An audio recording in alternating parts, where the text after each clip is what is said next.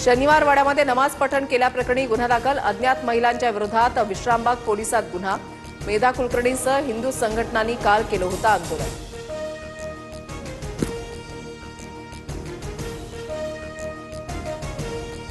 Pune Jain boarding जमीन व्यवहाराला स्थगिती, धर्मादाय आयुक्तांचे आदेश। एका कंपनीनं बोर्डिंगची 3000 कोटींची जागा 230 कोटींना हडपल्याचा आरोप।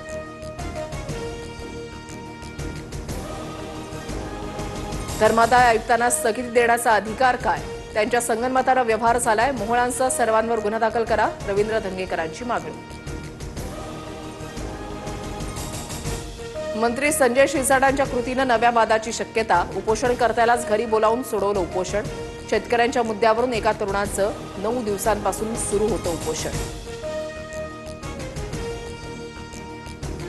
सरकारमध्ये असे नमुने म्हणून सामान्य नागरिक अडचणीत, संजय शिरसाट स्वतःला ट्रम्प समजतात का? रोहित पवारांची टीका। सोलापुरातील भाजपच्या ऑपरेशन लोटस नंतर अजितदादांची राष्ट्रवादी सतर्क, दत्तात्रय भरणे सोलापुरात निवडणुकांच्या पार्श्वभूमीवर आढावा घेणार।